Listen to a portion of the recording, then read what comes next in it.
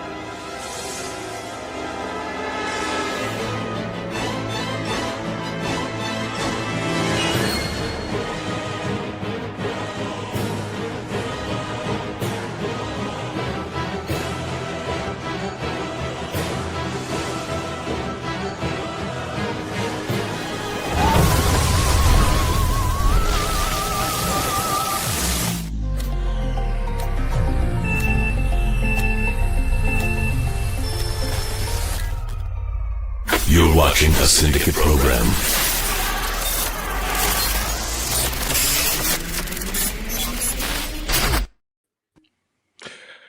Good evening. Oh, yes, the Syndicate is in the house.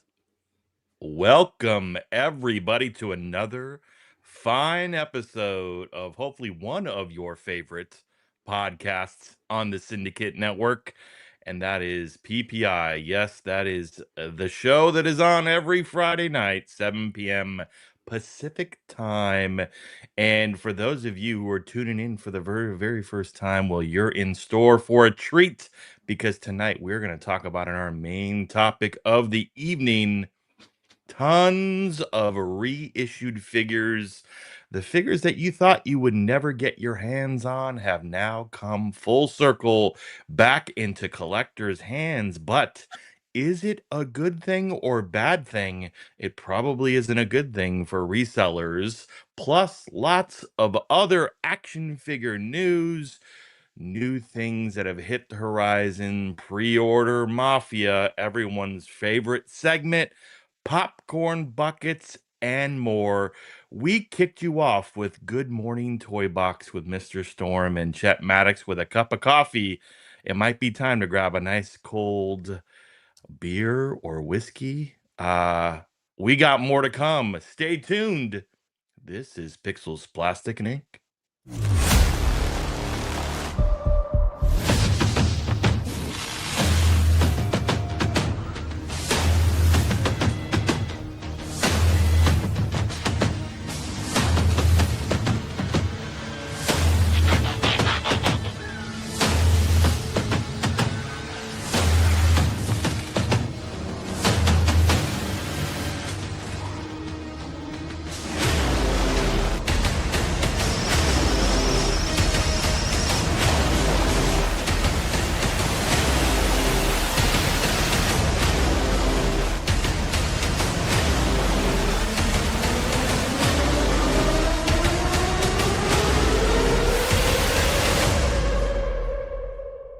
I'll be back. And they were back. They are back. I love it. I love it. Gentlemen, another fine Friday evening. I appreciate you all hanging out in the chat with us. If you're on the live, you're on the replay, don't forget to hit the subscribe and the like button. And also, don't forget the fastest growing community, toy photography, toy hunts, finds, deals, talking pop culture, Star Wars, Marvel, Lego, DC, everything in between. If you're new to Discord or you have a Discord, you have to join the syndicate. We are now growing faster than I think we ever anticipated, and it's completely free. And it's the podcast network here. We've got tons of other channels that are involved in the syndicate. So again, if you have not already joined, now is the time. It's free. Chat with us, chat with the community, and it's built by the community, not just us. So the links in the bio, the YouTube, Instagram. Follow us on X, follow us on Kick, follow us everywhere. We're everywhere, all at once. So let's kick it off. Mr. Storm, how are you this fine Friday evening? I had a cup of coffee and sat and watched toy the morning and Good Morning Toy Box. But how are you this evening? Yeah, doing great. Hope everybody likes that. You're going to get a twofer on Friday. So it was a great show. A lot of great energy, a lot of great guys. I love that everybody was either at work or doing something else. So it was kind of fun, man. It's a little bit different than stuff we do on Wednesday nights on Toy Box Chronicles. So it's good to do Good Morning Toy Box. It feels like, I hope it felt like a morning show to everybody. It did, except there was no complaints about LeBron James. So usually, that's the morning stuff that was avoided. But I love the weekend review. Dr. Brantley, how are you this fine Friday evening? Well, not a great back. So I took a couple of pills before the show. So if you see me start to nod off or wander, that's the reason. Otherwise, I look great. That's the reason. That's how I got through Stranger Things. So we'll see how that works out. You know what? That would have helped. Chet Maddox, how are you? Yes, sir. Hi. How you doing? I'm Chet. Well.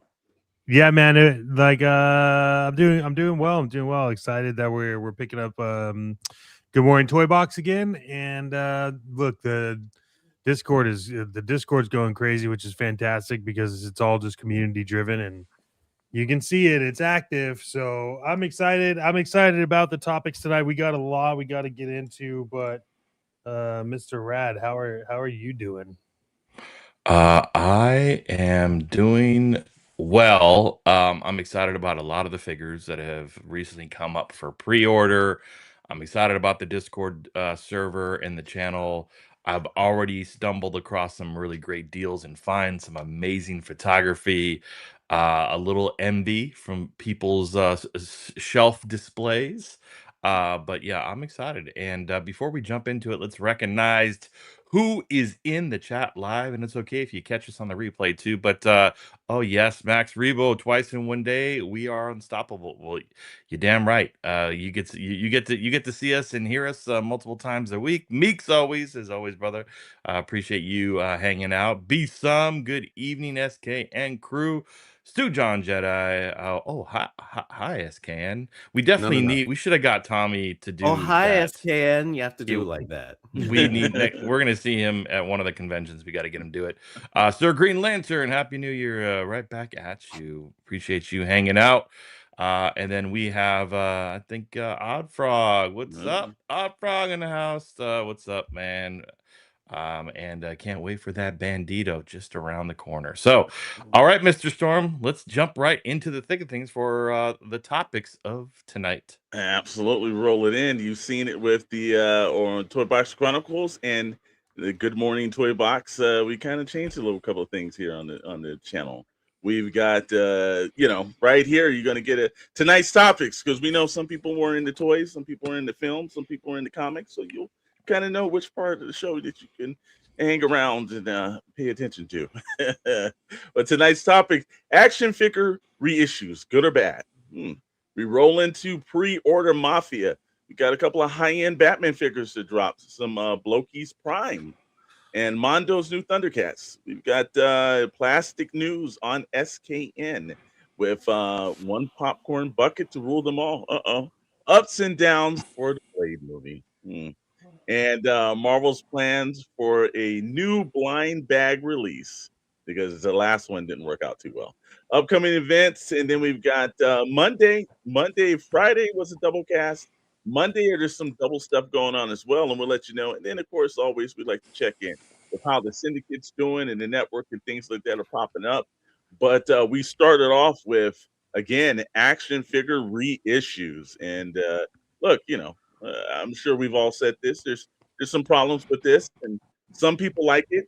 We saw in the Discord there was some very good representation of people saying that hey, it's good for like when new collectors pop in and everything. That's actually pretty good. But we're gonna run down some of these. I think Hasbro's probably the biggest contributor of the reissues. So we're gonna hit with the Hasbro people, and we'll start with Star Wars Black Series. Last couple of ones they've done is, of course, Farm Boy Luke. So if you watch the Sarlacc Digest podcast, it's always a interest of topic about how many times they've done that character, whether it's been right or wrong. They've got, you've got Leia, you've got Han, Judo, a lot of the New Hope, and then you've got the Gamerverse General Grievous that they dropped out. So, said table content is a brilliant idea, sir. Like, we've got to give that to Steve in the back. Steve does a lot of stuff. I know he gets a lot of flack here, but every now and then an idea that he does a pretty good job. So with the Black Series, first of all, I think I'm the only person that's a Black Series, right? I don't think the rest of you guys collect that, correct? I do, No. but I do. I'm very specific on Black Series. Okay. A couple pieces, but definitely not.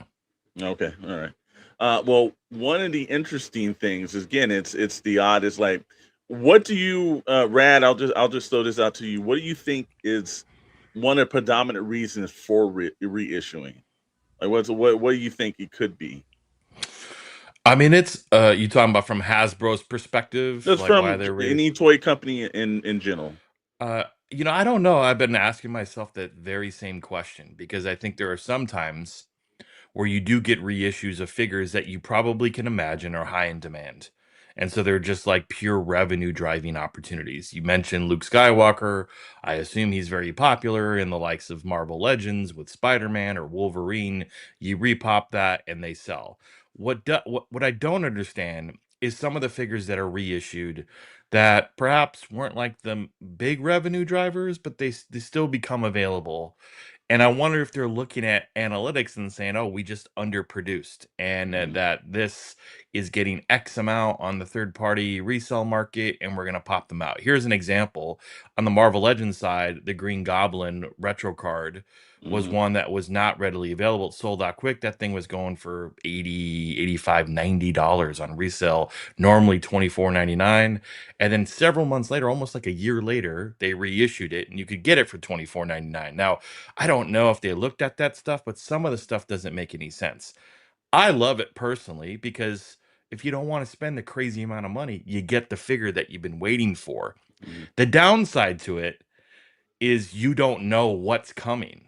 So if your strategy is, I don't want to pay up for this, I'll wait for reissue. There's no clear path to what they're reissuing because it's so random. So if you're sitting on, like, again, Marvel Legend collector here, you're looking for a lab coat beast that goes for $120, $130, and you're like, wow, they're gonna reissue, and no light at the end of the tunnel. You pay up, and then boom, you get hit 2 months later with a reissue. I don't know.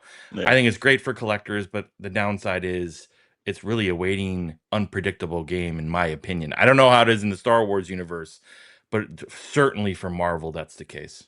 Yeah, now there was a question that was put up, and I'll throw this right back and say I thought reissues was a re-release of a figure as opposed to an improved re-release. Well, here it's two things. It can be the identical figure. Maybe they added new tooling to it a little bit, but it basically was they updated it a little bit, or it's just completely they didn't do anything. They just put it back in the package and they just reissued it out. So it can be, upgrade still is considered to be a re-release if that character's already came out. And Stu John says the reissue versus re-release terms confuse me. I consider the new Luke a new figure. It's totally different, a totally different figure. It has new toolings, and sometimes they do upgrade the molds, or sometimes the exact same one. But like if there's a figure that's already out, and like especially one that they've kind of like back to back it on, and there's a lot like Stu John was saying the new Duels Invader, which I just got hit from Amazon, that's coming as well.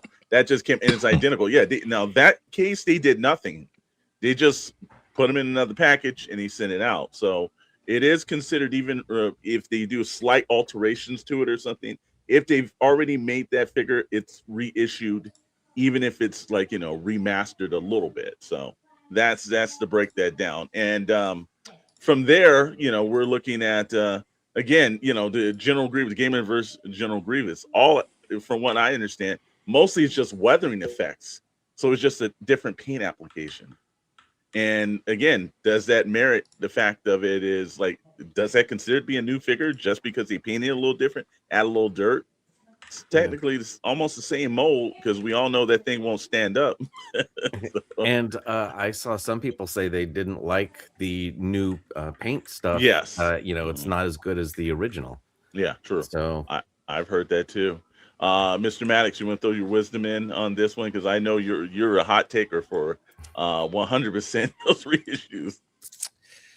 Yeah, look, I think I like them because partly what Rad said. I think if you've been waiting for them for a long time, you have the ability to come in and grab them at the price you want to grab them. Now, I also like them because it really screws up the reseller market, and I appreciate that, because I think some people are a little bloated and outweighted on their resale products. The ones that I don't have an issue with is like Mezco, right? Like we know Mezco's not going to do it, but Mezco, if you're a reseller, Mezco's like an investment because you could resell it for double, triple, whatever, depending on the figure. What I have a problem with is when people were doing things like when the 97 figures came out and Rogue was like $120. Yes. As soon as they re-released Rogue, I laughed and celebrated and had a lot of fun because I got her for $25. Right. So I think happy Friday, CS Director. Welcome in. I think that the reissues are good for that. I do think that there needs to be a reason behind them outside of just reissuing. Right. Fives even reused the plastic free packaging that was 86 years ago. Yeah. So it's like they just found like a giant box. But look, I think I would like to see a more structured reason for all right, like if the new season of X-Men 97 comes out and then they reissue all of the first run of X-Men 97, that makes sense. Right? Yeah.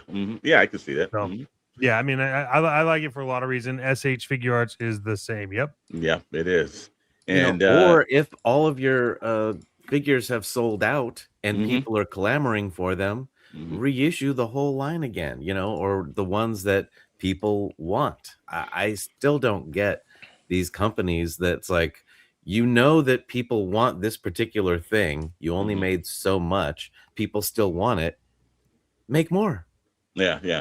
And like Sujan said, I paid too much money for the Duel Invader a while back, aftermarket, but it is what it is. And that's also the killer. Look, there's just two ways. It does decrease the flipping market. And we've got some points at the end of all the slide presentations of the pros and cons for all this. But it does kind of like, because it's getting out of hand. And Green Lantern says the Target exclusive Warbird and Black Widow, I never even saw them on shelves. That's a huge Target problem too. And that's why the Target exclusives are complete problems in fandom. Actually, I'll be fair. When I lived in Georgia, I bought my Warbird off the shelf. I'm saying lucky. Certain places, it's either feast or famine. It's like, but it's not across the board the same way. I mean, the other downside too, going back to this like waiting philosophy, is like you look at the X-Men 97 line when that came out. That show had just come out. Everyone had a massive hype. And the Wolverine and the Rogue went for, I remember, Chet, you remember, like the Rogue was like $140 at some point. You're in the moment. Collectors want to build their figures. They're watching the show. You paid up or you lost out. And then they re-released both of those, and you could get your hands on it for retail, but kind of the hype died down a bit and the demand died down a bit, and now you could probably pick up a Wolverine for 30-40 bucks. So sometimes the reissue is like too late. So like the hype is kind of gone by then. I don't know. I've got mixed feelings. I think at the end of the day, it's great because if you don't want to pay crazy pricing, but I feel like strike when the momentum's hot. Is it a problem with just like not producing enough figures? Is that the issue with reissue? We didn't make enough, or the Walmart didn't order enough, or whatever it may be. That it might be coming down to that. Is the big boxes are not just doing their job right? Maybe they don't dip in their toe in the water and go, I don't want to over order.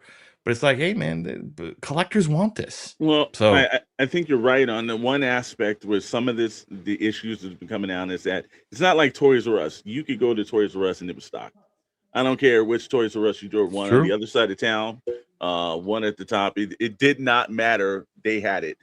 Target was basically promised that they were going to be like that, but you're starting to see what it really is. They just have a section you walk into, and they're like, okay, this is what it is. We're going to order so much for this queue.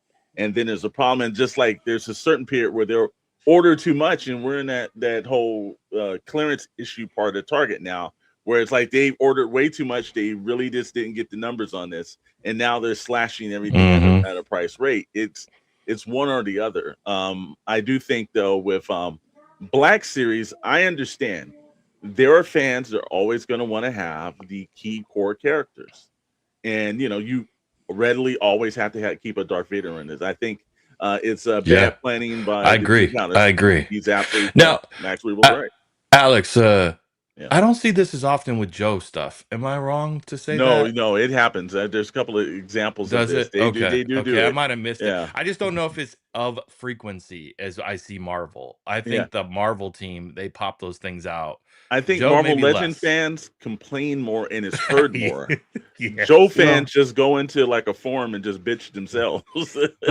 but Marvel has a much bigger path of destruction, right? True. Where you can go in, you can still get Wakanda Forever because it's still going to be there. Eternals, it's eternally on the shelves. Why are you bringing back bad memories? Look, because now I think that's part of the reason these stores got gun shy about ordering things, because they got caught up in the Marvel fervor, and all of these movies are doing so well. Endgame, Infinity War, everyone loves Marvel, buy everything, and then nothing.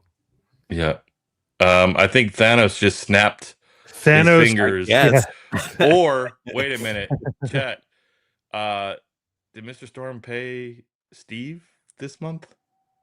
I don't know if I don't think he paid Steve. Oh, I thought, did you pay Steve this month? This was our. You were supposed to pay Steve, I thought. This was our. Well, that was my fault last week. That's why I didn't pay him. Yeah, this was our StreamYard issue. This has got nothing to do. It just rudimentally just kicked me out of the program. So was it Steve? Wait, hold on. Does Commander Bly have like direct access to do that now?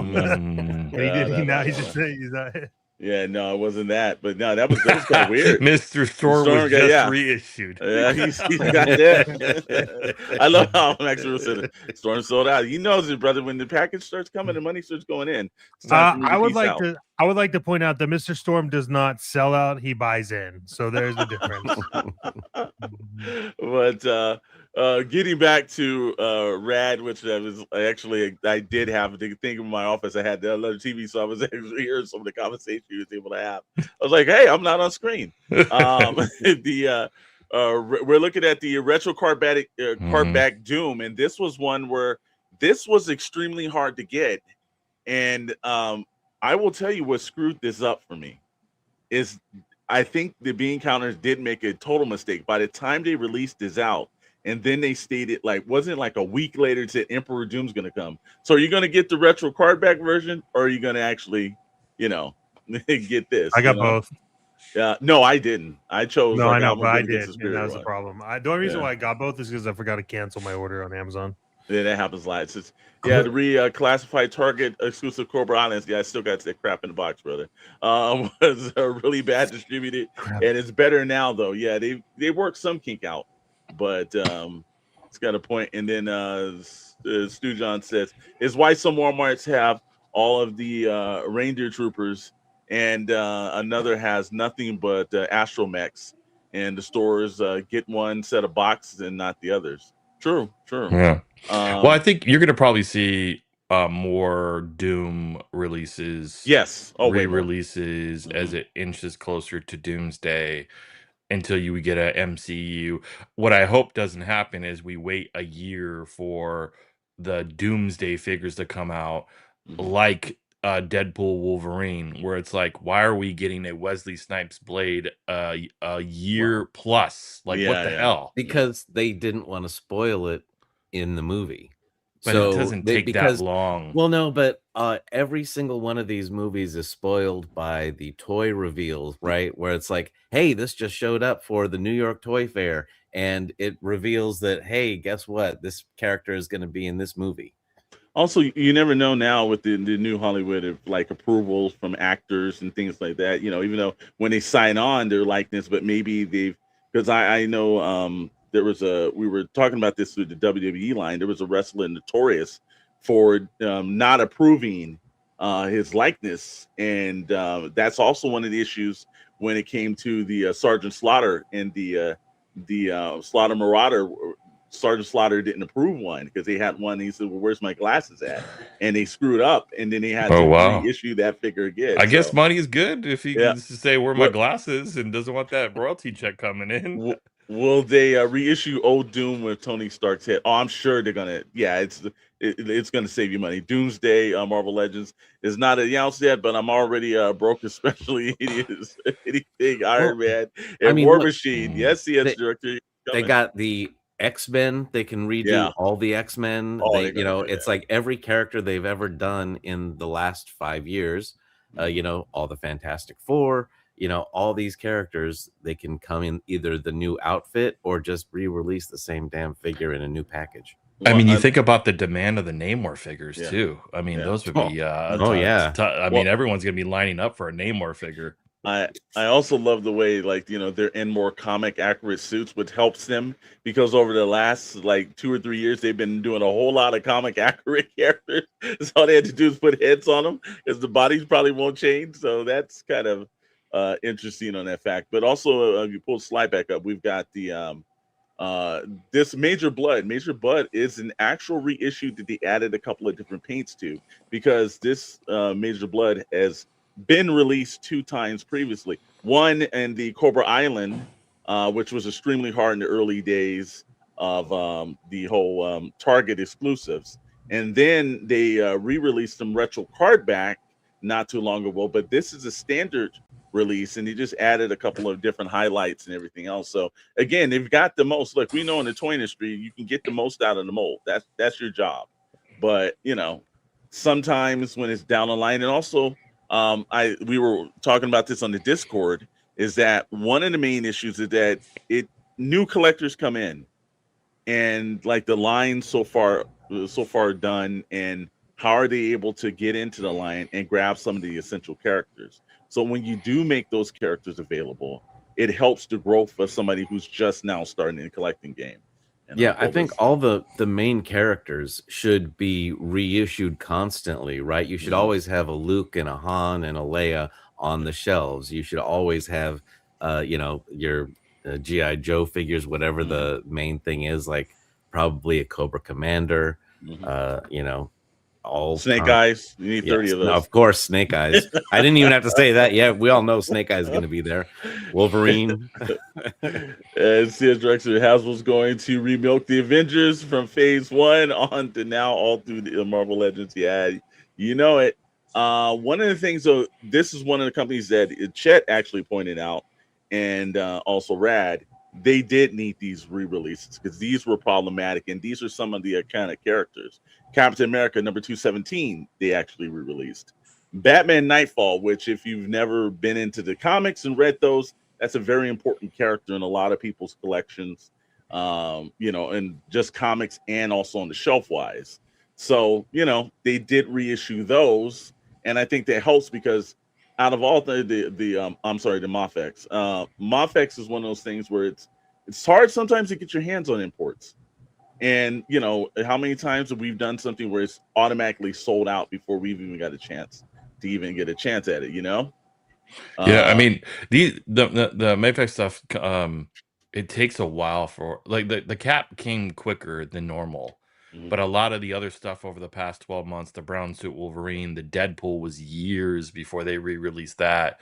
Yeah. Those figures were getting 300-400. The brown suit Wolverine Mayfix was like $400 easy, and then Mhm. they re-released it. Blue and yellow Wolverine. They do a pretty good job though. If you're patient, most of Mhm. the figures will be re-released at some point in time, which is great. Some of the imports just do it better, and you can get wind of that. I love this Cyborg Superman, by the way. Yeah, Woof. I've heard this was Oh a problem when man. it initially came out. People were clamoring, and actually, this is the one character that I think defies lines because the same thing happened with Hmm. McFarlane. This character is just a high in demand, a cyborg from the Return of Superman. If you read those issues, DC Comics, it just seems to be a very character that people want, whether no matter what line it is. And then I would say that also Wolverine. 96. Everybody wants that one because that's one of the closest definitive Jim Lee versions. That looked like Jim just drew that out Hmm. of one of the issues right there. So Shaq I can wants more to know understand. when his Steel action figure is going to be. Yeah, they're not going to be releasing that too much often and everything like that. So Max Rebo rolled this up. Stormtroopers and Cobra Vipers should Hmm. always be on pegs. I give credit. I That's wish Army right on. Builders were like on Yeah, pegs. That'd be so amazing. yeah, And that makes just more sense. Yeah. yeah. Sales director says, I like that the companies are re-releasing past merchandise like how Hasbro is doing with the Transformers. We missed out on and forces scalpers to reduce their pricing. And that is, again, it stops the flippers and the scalpers because when it's like, how many times have we, Chet and I have personally laughed where somebody went and they bought like, 20, 30 figures and they thought, oh, this is going to be the thing. And then they re-released it and then they're stuck with that. And then we're at a show and the guy's like, yeah, man, I'll take it for like way below cost because I'm screwed with this stuff now. So from there, when we talk about bots, because we know CS Director's in here, Transformer Studio Series 86. Look, I know he's the most controversial Transformer out there because a lot of people hate him. Not a lot of people love him. But Rodimus Prime is reissued. Look, I think Studio 86 does the best. I know that the first one now, the bad part is this is a Target exclusive. Let's be honest. Lonnie want then to re-release figures I need. Absolutely. Yeah, the Rodimus Prime for the win. There you go. This is one of the better looking ones. I wouldn't even thought that this was a studio series. I would have thought this was a Tanaka or overseas because this is right on the money, man. Wow, they're doing some great stuff over there. But I know that Rodimus was fetching a good dollar on the open market. This was 80s peak. Yeah. Well, I mean, it does look like he's wearing leg warmers. Yes, yeah. Like I said, I don't know. That was a tough one. That was tough and everything. Sir Green Latin. I agree. I've been saying this for years. Why does Hasbro limit Hellfire Club guards? AIM, Hydra, they would make more money and make them evergreens. True. Yeah, there is a lack of it. I think that's why so many independent companies really do a good job of overloading themselves with their army builders because they know that that's something that I look. How many times have we seen somebody go to Ollie's or something, Chet, or like online? We're watching the guy's got like damn near 30 troopers. I just went here, cleaned all these out, or I've got all these Vipers. So it is in demand, man. But so we're looking at from the Rodimus Prime. We'll go to the next one on this. This is where I think, and I know Mr. Maddox will agree with me. This is when you've done the bad thing as a reissue because you just released the actual standard version, your new updated version, and then immediately you come out with like weeks later with like a gold edition, just painted vehicles other than the color scheme. And this is the thing that I think that frustrates a lot of people in fandom is that when it's like, when it's a cash grab and you just make it obvious, right, Chet? Yeah, this was kind of. I mean, look, the whole Loyal Subjects mask release was a flop. I had they released it when they said they released it, they would have got my money. But because they took forever, like I canceled. They had the SDC one that was like you got all the figure with Rhino, and then you also got Scott and T-Bob, and I had that, and then I was just like, you know what, I don't really need this. I have all the original stuff, so it's like there. I want to get one or two just to see how good it is, but this was just kind of like a slap in the face because it's like, well, okay, so you had the Scott and T-Bob one, which gave you extra figures, and then you released this. So now you want them to buy this again. It's like you should have just done the first release as this color, as a new colorway, and you would have sold out. But instead you released everything all the time, everywhere. And it's like, yeah, I mean, you know, here's what it is. I think Hasbro's just testing loyal subjects so they can make a 1/12 scale mask line, and then we'll be good. Put it in classified line. Yeah, let me catch up on some of these points. As a Transformer fan, I don't have Rodimus, and I don't plan on it. Never been into the character yet. Again, it's a love-hate relationship. This one actually does make Smokey and the Bandit editions. I think if they actually would have called it that, that probably would have actually sold. It helped them sell a little bit more. As Stu John says that the mass nerds go fly away when it opens, suckers. Yeah, all right, calm down there. Now, look, that is a mashup that they should do, is Transformers and Smokey and the Bandit. I mean, I would buy that. You'd get a lot of old people buying that, and you know, kids too. Yeah, well, no, you wouldn't get kids. I don't think kids would. They're gonna have to update I think that they'd movie. see, hey, they're gonna have to update with the that gold movie. eagle on the front. That's pretty cool. Yeah. Like I said, they're gonna have to update that. Is there any customizers in the chat? We need a Burt Reynolds figure ASAP. Yeah, Stu John says I would buy that and everything. There you go, 100%. And then there's companies that I think when they reissue like Playmates, it's a tap in nostalgia, but I've got to be honest with you. Every time I see Playmates version of Turtles, it just seems like the most legit version of them. Whether it's through Mondo, whether it's through all the other companies, NECA. Every time I went to Kit Transformers, I actually have that. That's a great figure, Stu John. That is one of the better collabs. But this one, I look immediately is a buy. And also, Playmates has always been reasonable on price. And I know that Mr. Maddox has like Playmates after Playmates after Playmates. You think, like I said, as a company, you know, is this a crash grab or is this a level for like when new fans that weren't even born in the decades that these turtles were coming out? It's just good to get them. I don't think it's a cash grab. I think it's pretty well thought out. I mean, these re-releases, they had more articulation. I think these ones actually were just legit like remakes and reissues. Funny that Odd Frog says that. I actually have an extra one of these. These were like just there, and Playmates and Ninja Turtles have always been at the price point that you can get for your kid to play around with. Yeah. So these are good. Playmates did some reissues, and those were reissues that had more articulation. They played around with some different types of like textures and things like that.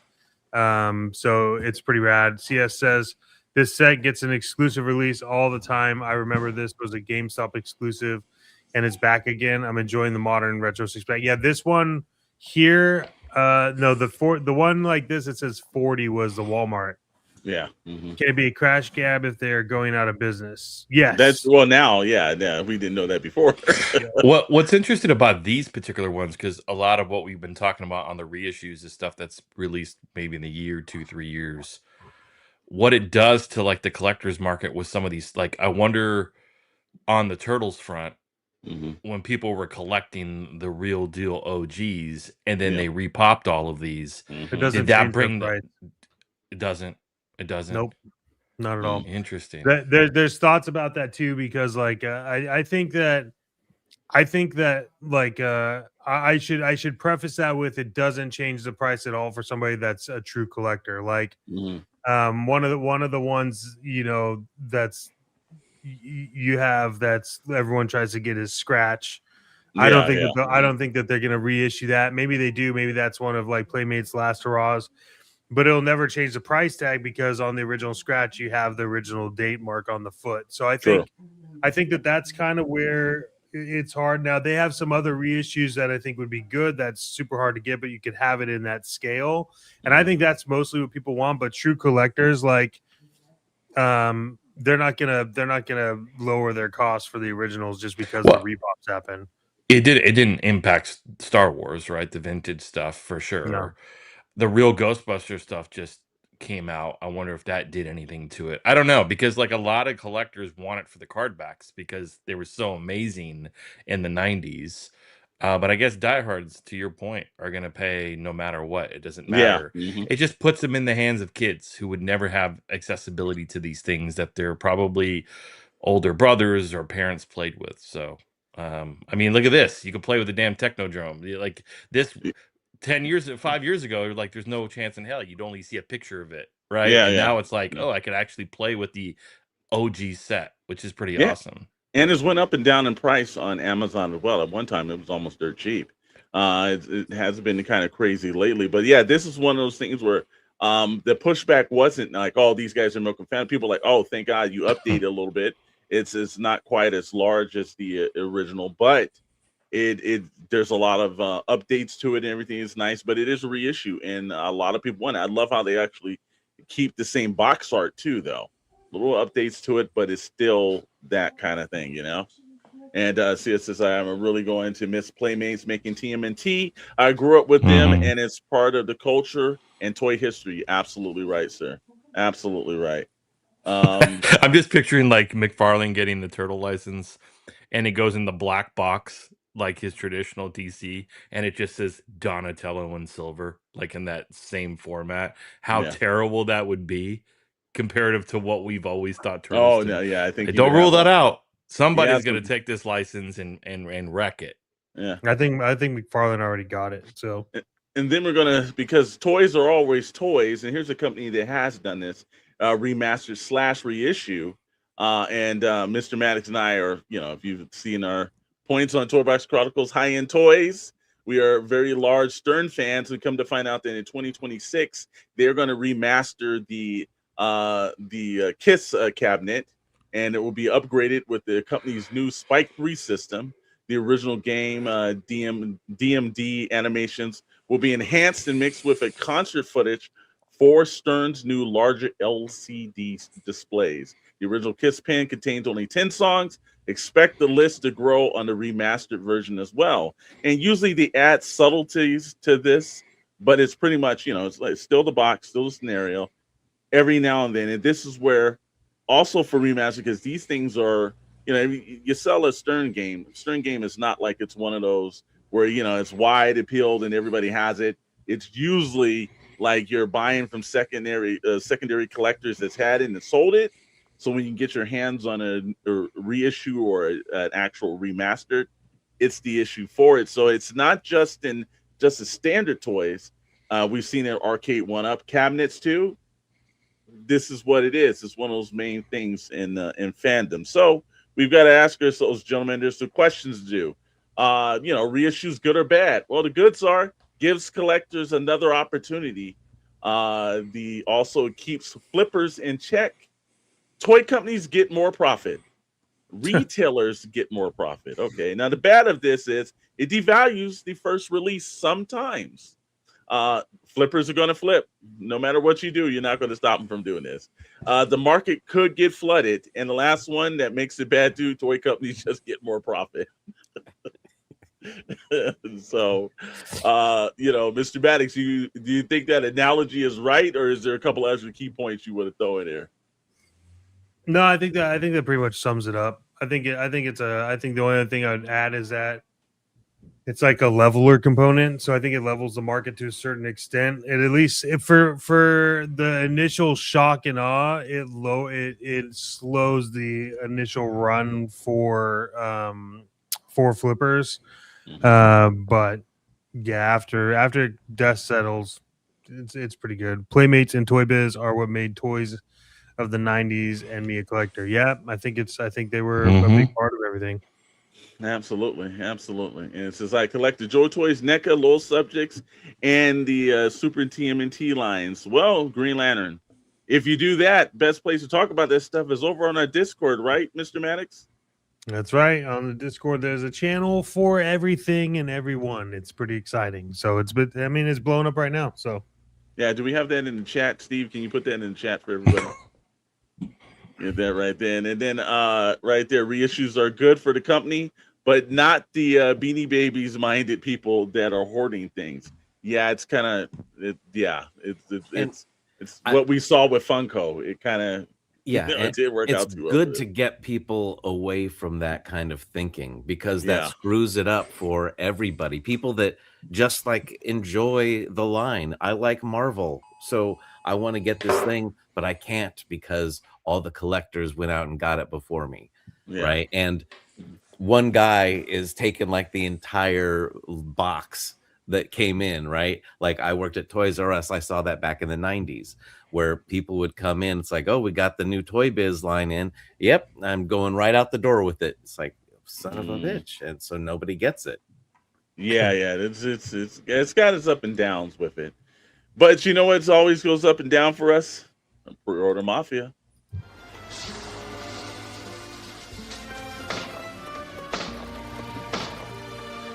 Leave the McFarlane. Take the Mezco.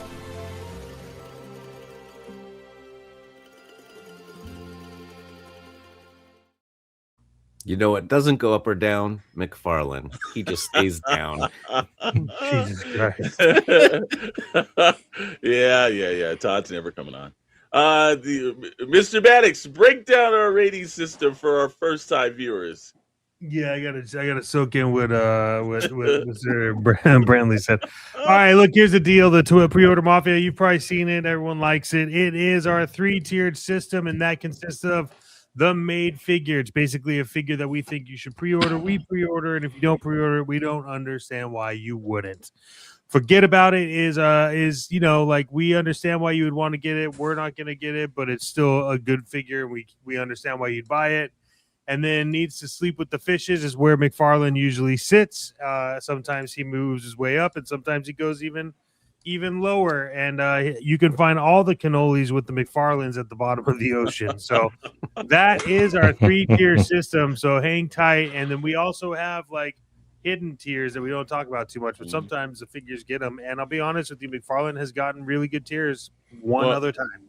I've got to tell you, tonight's pre-order Mafia is basically like the real Mafia. There's people getting held up tonight because there's some high-end stuff that's hitting. So expect those pockets and everything. And like they say in Vegas, house always wins. So we're rolling through. We start off the evening with In Art's Arkham Origin Batman. Keep that character in mind. Keep that character in mind because it's blown up. Right now, you currently get this character over at Big Bad Toy Store. I was looking at In Arts. It's kind of tough to see if it's still available there, but it's for $164.99 over at Big Bad. This is supposed to be released in July 2027, so make sure you're going over there pre-ordering because this is the hottest toy maker around. Everyone is collaborating with the work that In Art is doing. We had a pleasure seeing them at San Diego Comic-Con this year, and wow, man, they're doing some great stuff on that. Some great stuff. Let's see. I also want to let him look at the chat right here. There you go. There you go, Dr. Brantley. Yes, sir. I was a TRU employee. We had those guys walk out with boxes until our new manager enforced purchase limits. Smart thing. There you go. Yep. And he said it's getting hot in here. And of course, Meeks, like I said, I like to do the thing that I got Brad on. Gotcha. Damn, it looks good. Look, the one thing I really judge Batman figures by is the ears. And this and the Mezco that just came out this last week for pre-order, also fantastic. Man, it looks really good. I'm glad McFarlane lost the DC license. I'm still waiting for my Batmobile. I need that Arkham Origins figure. I just love that Arkham and the video game line is getting some love because it's Absolutely. some of the most amazing bat suits ever developed. So typically we see 89 and then the Dark Knight, but I love some of the retro stuff is getting some love, and then the gamer line, oof, heat. Yeah. What do you think, Rad? Because I know you like to go big game hunting. This is in arts on your list. I think this one and the Bail-In are the two best bat figures there will be. So I mean, the Mezco makes great ones, but it's pricey, but it is definitive. You won't need another Arkham Batman if you buy this. So instead of having 4 or 5 versions, this is the only one you need. And we'll say what's up to our Toy Box Scully. Chronicle comrade, Mr. Scully. What's up and everything? He wants to let everyone know round 2 is round 2. And like I said again, not a single actor in one of these suits could hear. yeah, true. And thank everybody, the Shadow Knows Network of the Shadow Elite, the Syndicate, and the Prospects. From right there, we're going to roll into the next high one on this point. And you roll that in. It's another Arkham Alliance. And this cause the Arkham Origins is very underrated. I do my yearly gameplay since 2013. I also have the Player Arts Kaya and 18-inch NECA. Well, guess what? You got opportunity from InArts. Now you've got the guys' Hot Toys Arkham Batman Origins. Pre-orders are now open. And this item was expected around the June 2027 release. It's for $300 right now. And it's the Hot Toys unveils a new 1/6 scale Batman figure based on the Arkham Origins, the video game. It stands at 12 inches tall, has 30 points of articulation. Comes with a whole bunch of other bat things that you might need. Out of this one, man, it's the Hot Toys or InArt, man? How do you make this InArt one? Okay. I'll tell you, his thighs look really thick right here. I don't know. That's the one thing that's throwing me off. Otherwise, it looks pretty good. But like something's wrong with his legs. They look kind of stubby or something. Yeah. So this might be my first ever Hot Toy CS director. They got him. And to forget about it, it's that pre-Ozempic Batman. See, you got this is double the InArt. I think the InArt looks better. Well, you got to one thing about this figure that's not unique to here, but a lot of the high-end Hot Toys is you can adjust the eyeballs. Yes, of this figure. I've heard that. So the different looks and like that is premium for a Batman figure because the eyes tell you everything. Yeah, I hear you on the thighs. It's a little weird, but look at all the damn accessories. Yeah, man! Wow. First of all, Batman's eyes should be just white. There shouldn't be eyeballs in there. Come on! It's like Keaton. Like it was all in the eyes, right? Like only if he's got black around the rest of his eyes, though. Absolutely, I'd go with InArt, but this is cool. This is a great pickup too if you like the 1/6 scale. Well, we didn't rate the first one and second one. So InArt, is it what's ranking, Mr. Maddox? Yeah, I mean, look, I think InArt for me is forget about it, and that's solely based off of the scalping prices. Okay. Like just so everyone knows, Big Bad Toy Store, it's $164.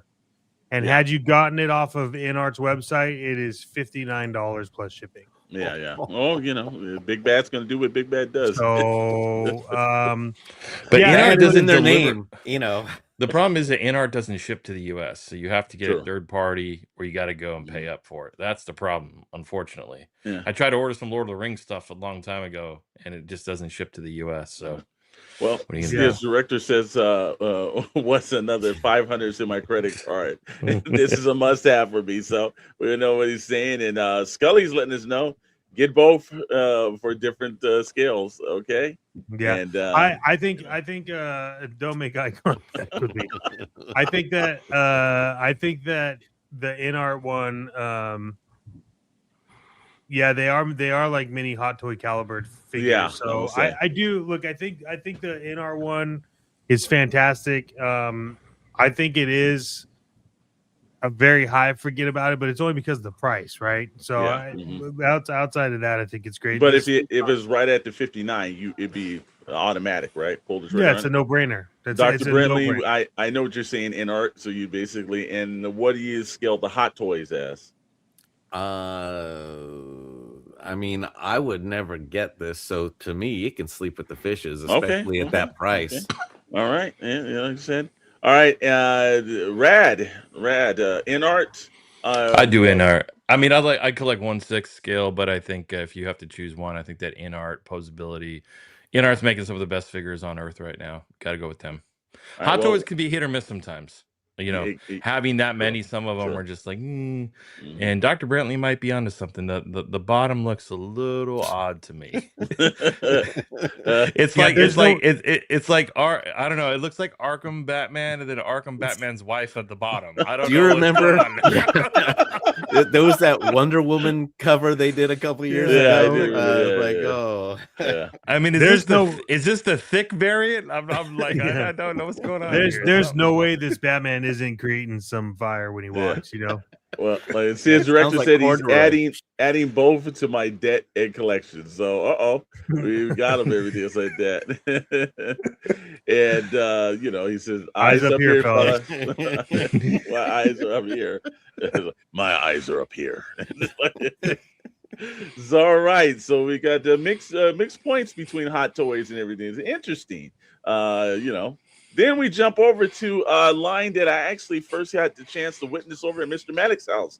Blokey's Transformer CTO Optimus Prime. And these are becoming a little bit on demand. A lot of people are starting to get in this stuff. And it's available for, here's the price. You can't scoff at that. $12.99 for Blokey's, with expanding distribution in major stores and comic shops.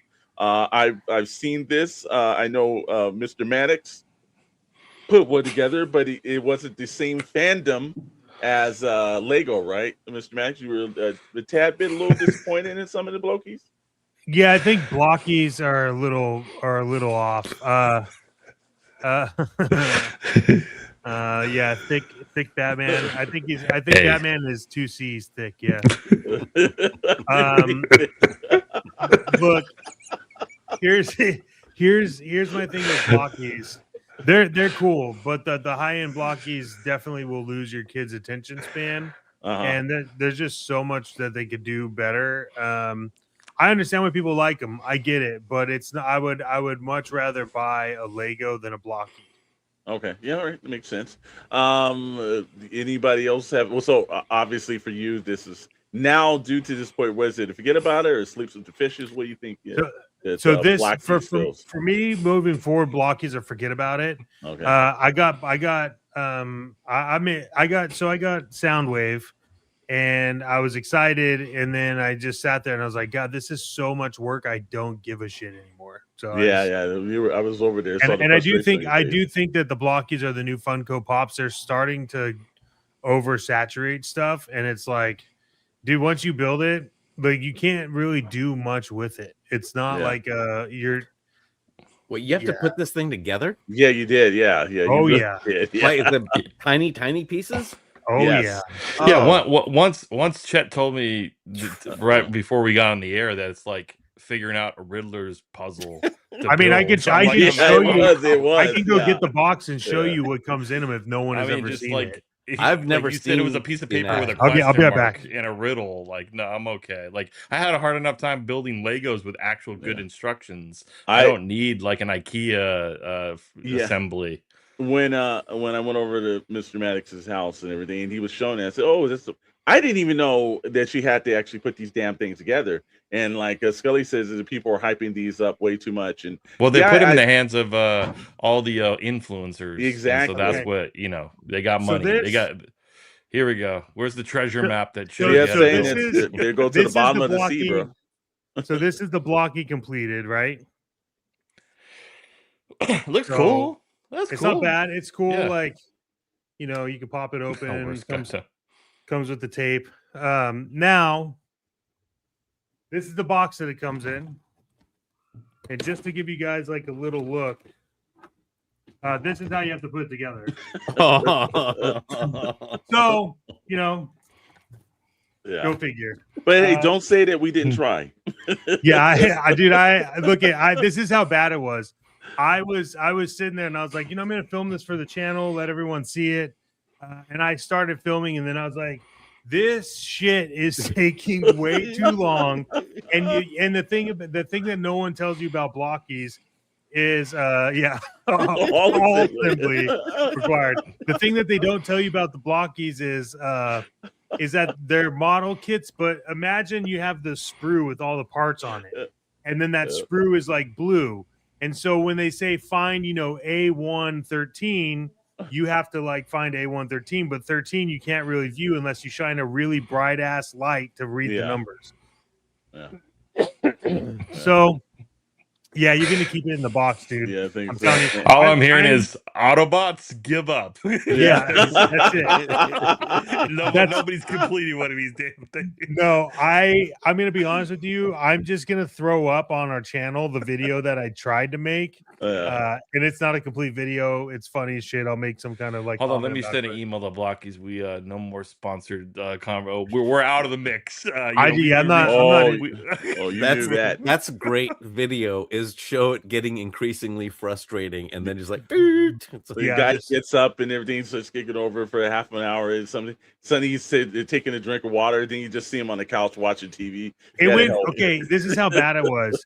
It went from me doing like overhead shots so you could like see me doing everything to then just like turning the camera off because I couldn't read the stupid instructions, and then you can't see the numbers. So then I had to turn that camera off, and then all I did was just like zoom in on a page, and then I showed you like in the time in between me completing what I was building to the time is like 40 minutes because you can't read the shit. So I have an idea for some really great content. We all get in the same room. We all have one sound wave we have to build. And we have to progressively every 5 minutes drink a Godzilla beer until one of us is complete. How long do you think that thing's taking? That's going to take somebody going to the hospital with alcoholic poisoning. Yeah, that's how hard it is. It's that we will be all passed out before it's actually assembled. Building these in a hot room feels like an authentic sweatshop. And someone said it earlier too. I'm picturing the dad from A Christmas Story, but with a toy. Yeah. Yes, exactly. But no, I was thinking back to my younger days, model kits. You had to get those and pop it's not even that bit good out.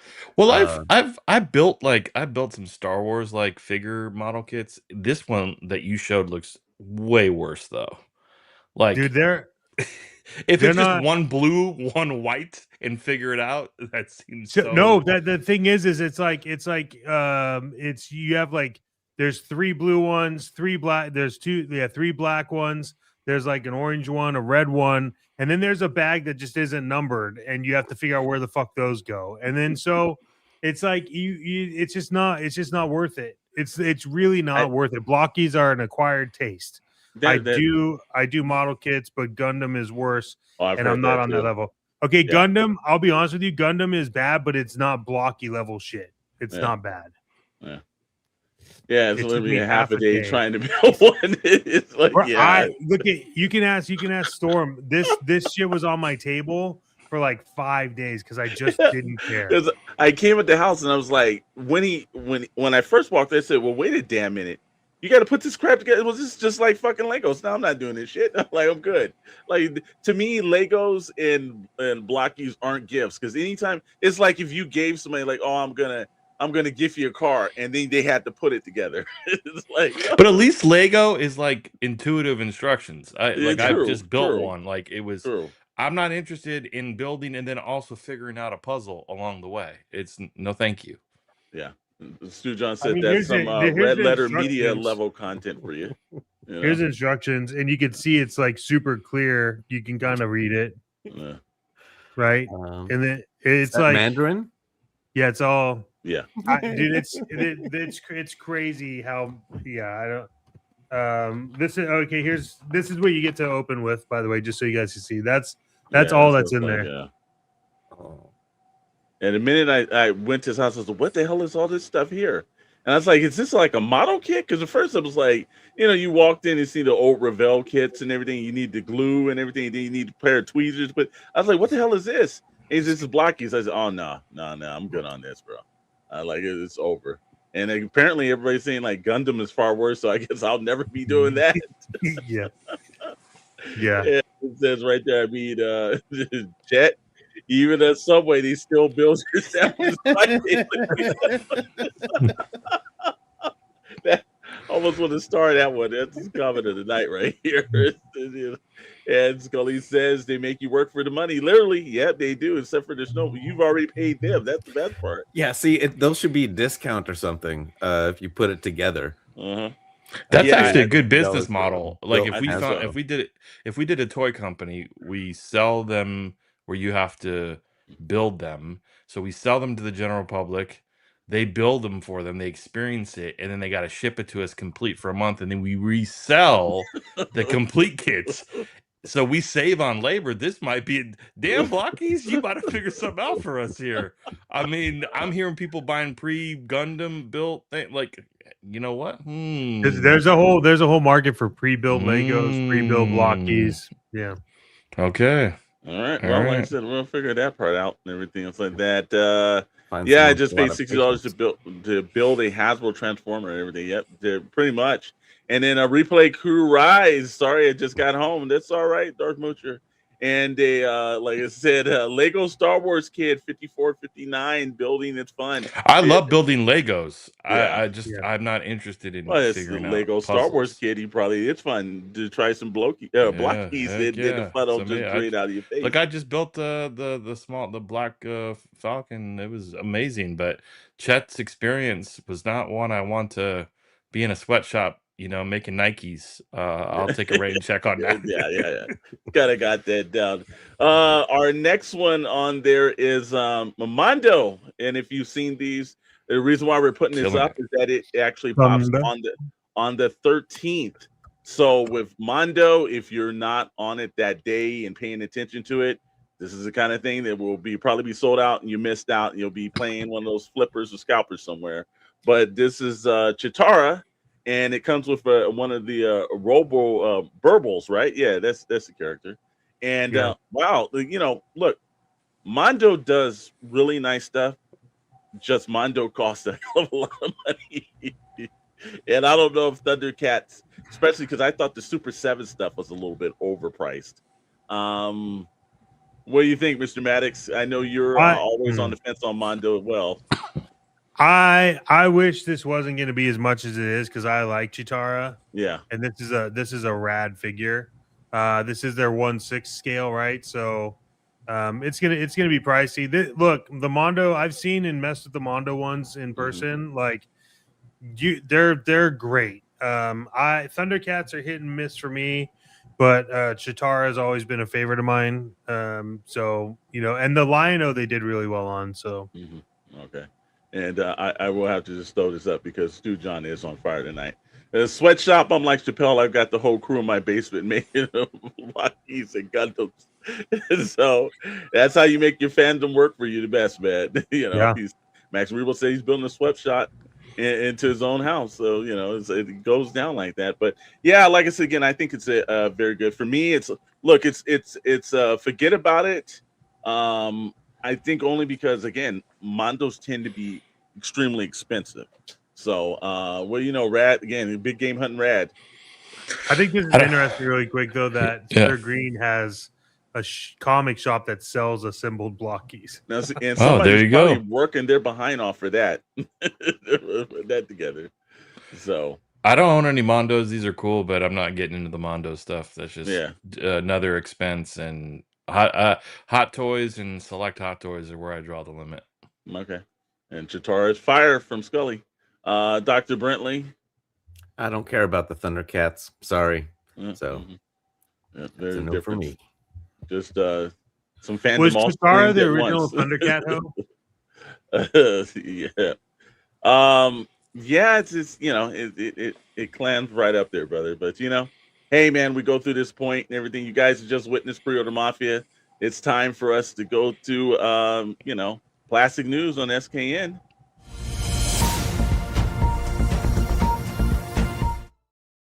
we've got some interesting stuff, but want you to know that Plastic News is actually on SPN, powered by plasticnews.com. Get all your toy and entertainment news over at plasticnews.com. They put the IQ in pop culture. Plastic News. We thank them for being a sponsor tonight. There's a couple of things to roll in, and one we got to go. You know, you guys asked for this. We try to track them down.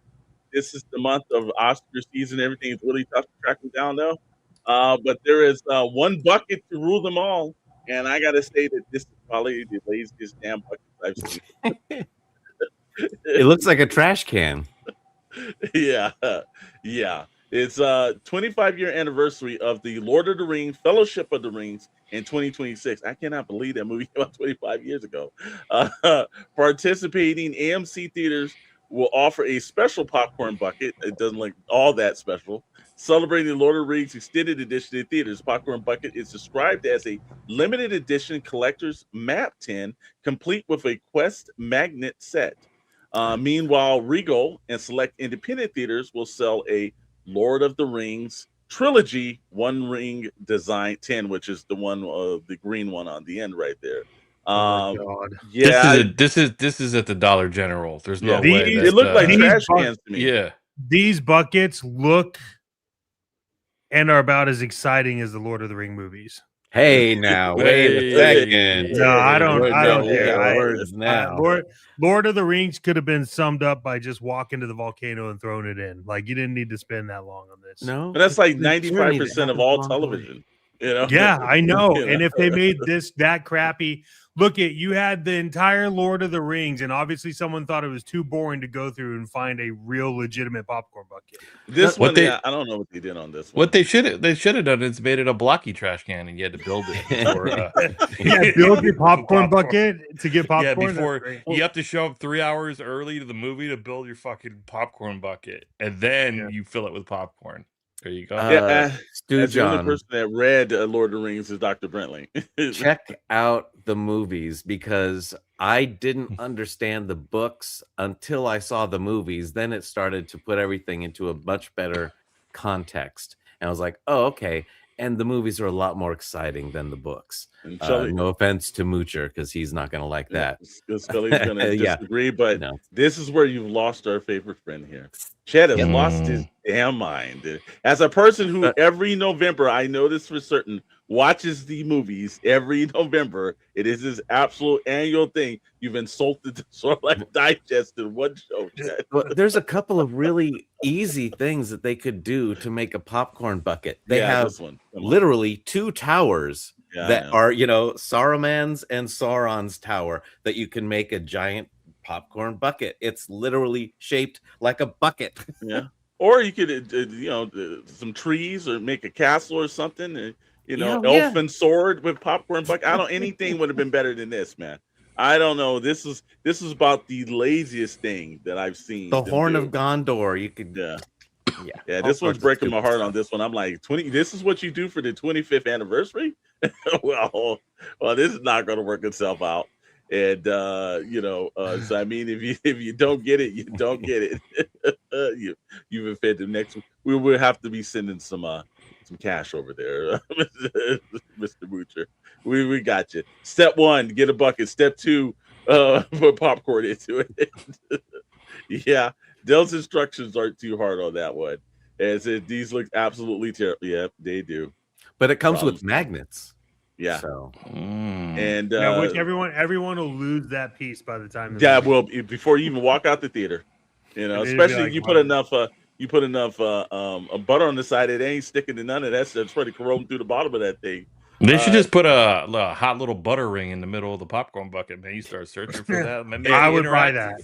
You see? We're starting out. Now we're talking. Now we're cooking with gas. As director, we said this last week, but actually on our point is BYOB 2 is bring your own bucket to Regal and to Cinemark. And they did say, bring your own bucket. And in fact, they even used the point of go over to Lowe's and get an actual, bucket from Lowe's and bring over. And I was like, wow. So is absolutely true. So if you do, we'll also reiterate that, bring that up through the week to let everyone know it's probably going to be a fun scenario. It's $5 to fill it up. So we'll see. Which kind of thing, because the last time I think we spent $35 for just popcorn, so I don't know where to get this $5 stuff for. Those markups. I know. I've said it before. I know what bucket we're bringing. So. Yeah, exactly. And let's see. Lego Star Wars. Just give me some jumbo popcorn. I'll be good. Yep. I got it. And can I bring a 40? They said, bro. They said if it's anything. I'm sure somebody's gonna walk in there with one of those hefty trash cans to bring in his flip open lid, like put it in. Just go ahead. I'm waiting to see this calamity because it's gonna go out the ways. But we go from there. From there, we go from the one bucket that didn't rule at all, technically, to something that's gonna break some hearts. I'll let Dr. Brentley do this because he and I are both Blade fans, and there's a little bit of hope, but a little bit of not. On again, off again, Blade movie rumor. On the latest episode of the podcast, the Hot Mic, industry insider Jeff Snyder shared a rumor that Blade is dead. Instead, the plan is now shifted to introduce the Marvel Cinematic Universe's Daywalker in a different project, of course. I'm hearing Blade is dead and it's a Midnight Suns movie, Snyder said. Well, that sounds good. Blade will not be introduced in a solo movie. He will be introduced in Midnight Suns. Again, this is just a rumor for now, so fans should take it with a grain of salt. Yeah. Good night, How difficult Max is it? Good night, Max. Yeah. It's Blade. He fights vampires. I don't. They did 2 good movies out of 3. Just follow that formula. Well, let's just quote the man himself, Mr. Wesley Snipes. There's only one Blade, and there's always going to be one Blade, and I think that's the case. I thought you were going to say there's always some motherfucker trying to escape a hill. and that too. We could, and that's Marvel. That happens continuously on YouTube every night. Look, I feel like every 2-3 months on PPI, we're talking about this damn Blade movie. Canceled, paused, delayed. I don't want to see it. You got just give me an. You won't get to see it. Yeah, don't worry. Yeah, that's not happening, my friend. That's not happening. It's over. Yeah. Well, from there we'll roll into the last one, and I'll let Dr. Brentley. No, Chet Maddox. It's you. We know the pain of the blind bag scenario in comic shops. So why don't you take this, my friend? Yes, sir. Marvel Comics is promising comic book stores that they won't have the same kind of problems that many of them had with the Ultimate in-game True Believers blind bag promotion, which saw damages all over the place. They have fold retailers. We're aware that a portion of the last week's Ultimate in-game #1 True Believers blind bag shipments had imperfections or packaging issues. While we confirmed early shipments and production checks did not have these issues, we are working to implement different packaging alternatives, additional quality checks, and other production changes to ensure March's Daredevil #1 True Believers blind bags do not encounter these issues, especially considering it's published on April Fool's Day. Yeah. Wow, that sounds like a setup. Well, here's the one thing that you and I both heard about, which was funny. We got the Batman Volume 4 blind bag. We had to get that through eBay because all the shops, the guy was like, "Oh no, day one that they went through." But what we didn't know was that so many of the actual, and this is why comic shops have a problem, they were opening up the blind bags and taking out the valuable books. So now in that case, you just destroyed any part of this, promotional scenario. Now, blind bags is up in here and there. I was just going to say, it's another super gimmick in comics. Yes, probably is. But for the actual comic shops to do that, you just defeated everything in it. So I think that they're making assurances that this time for Daredevil #1, this is not going to happen again. But as long as this craze happens, I think we're going to still keep happening. First thing I want to say is it insensitive to have Daredevil in a blind bag? Yeah, I think if he was really blind, yeah. And because it's April Fool's Day, they should just print an empty. Yeah. I would not save even on release printing it costs. on that day. This just seems like it's just going to be a cluster that's going to be in the media. This seems pretty stupid. But we'll see. But like I said again, it's right now it's propelled a lot of books to the top rankings and everything, but it's just another gimmick. And I don't think it's a permanent solution on what they should be doing. It's gotten a lot of fans and actually outside of people in the industry a little bit excited. But again, I got a bad feeling about this one. I'm just saying, I got a bad feeling that we're going to be revisiting. So I'm gonna put this in the clock point and everything. So we do. But that is the end of plastic news for the week, gentlemen. And we got a couple of key things just rolling out and everything. We've got some upcoming events this Saturday over here in the city of La Mirada, California. Is Toy Depot's Geeking Out, and somebody else just pop in and everything else like that. Trying to get that up on the screen. Hey, even to you. We're going to be there tomorrow. Myself, Mr. Maddox, Scully's coming down. Hopefully anybody else that's in the area, please make the trip over. We would love to see you pop in and everything. We're going to have a little fun. It's a great show. It's a very community-driven show. So all around good time in the city of La Mirada. And then the next major show that we're going to go to is in March on the 13th through the 15th, TFCom in Los Angeles, technically Burbank, at the Burbank Marriott. And that's going to be a complete BotCon. It's the first time I really went to a BotCon. Great show as always. Fun way to end the week. Thank you, sir. Appreciate that. And then what's going on? Hey, nice to see you, Gabriella. And then Toy Atlanta. And that's going to be our first live stream of the year. You know, if you watched the show through the last year, that we actually stream live from conventions. Well, Toy Atlanta is one of our home conventions, and we will be streaming on March 27th through the 29th. And you can come down if you're actually in the Duluth, Georgia area. You can meet us. So we'll be there. But those are the three chances, two inside Southern California, one in the state of Georgia. And we're looking forward to those. Got some other announcements that we're rolling up. On Monday, just like Friday, if you noticed today, we started off at 10 a.m. Good Morning Toy Box every Friday on the Shadow Knows Network.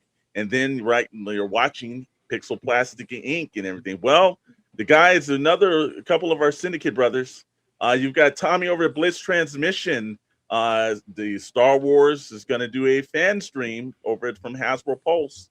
And he's going to be covering it. He usually covers pretty much all of them.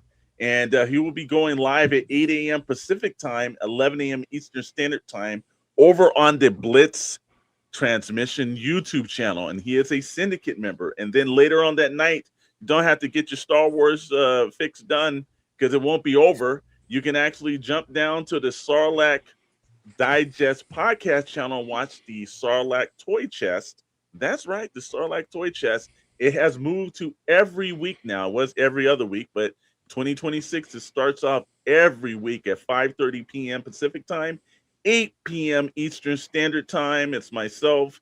It's Tommy from Blitz Transmission. It's the two great guys, Scott Solo, and, of course, the ever-popular Darth Moocher. And we talk all things Star Wars toys, so you getting your Star Wars fix in on that day. And then if you haven't, we've been telling you to do this. And I'm going to let the guy that is the brain trust of all this stuff that he loves to syndicate, he loves hearing about it, Mr. Maddox, take it away. Yeah, that's right. The Syndicate, it just launched. We are just now almost over 2 weeks. We are growing fast. We're at over 100 members already. Make sure that you jump in and join that, whether you're into comics, toys, movies, film, TV, toy hunts, toy reviews, toy photography, anything really, honestly, conventions, and things are added all day, every day. We add, we upgrade, we perfect. This is a community-driven, one place for everything, kind of like Lord of the Rings, one place to rule them all, of Discord. So if you're into pop culture fandom, whatever that is, this is going to be your Discord that you want to hit up. That is coming through now from Steve on the chat. So Click on there. You can scan this on your code. Then once you join, if you really love it, there's even places where you can download the announcement videos, the logos, and things like that. And the merch store is coming soon. Everything on the merch store goes back to support the syndicate and the things that the syndicate does. Again, you know, it's in partnership with a lot of YouTube channels. If you're interested in becoming part of the syndicate and you have your own channel, or you do toy photography, or, you know, movie reviews, whatever it is, like, let us know. We'll get you in touch with somebody that runs a syndicate to kind of like do the initial screening. But would love to have everyone jump on. I think combined total, we're almost over 20,000 subs between everybody that's involved right now. So it's growing fast. And it's a great thing to see. So I'm really excited about it. You know, all the credit goes out. Meeks, if you see him in the channel a lot, he's the one that kind of heads up everything in the Discord. Huge shout out to the moderators. If you have experience with Discord, we're looking for moderators as well. Hit us up. You can tag the mods in there. It's a good experience. It's fun, man. Absolutely. And you know, just like Wolverine, the best that does it, is doing it this weekend. There's going to be, if you checked out our channel, there's we do this thing called Unbox, and Unbox normally puts out some great stuff. Well, Mr. Maddox has one. There's a couple of I say a little bit of Boba Fett hate out there on the new Boba Fett, but Mr. Maddox is going to set the record straight of what his thoughts are and how well he thinks it will pose for toy photography and everything that's done. So check that out through the channel. That will drop this weekend. And other than that, it's back to you, Mr. Rat. I think you covered it all, and lots of exciting things. So again, if you do not have Discord, never even been a part of Discord, it's super easy to download and join the channel. Come hang out, first time or long time. Get to know your channel members, syndicate members more. Yeah, as always, we appreciate everybody who always jumps in the chat every Friday or every Wednesday or every Monday along the syndicate casts. So much appreciated. And if you're hitting us up on the replay, we appreciate you all as well. So hit the subscribe, hit the like, and we will see you on Wednesday for Toy Box Chronicles. Have a good weekend.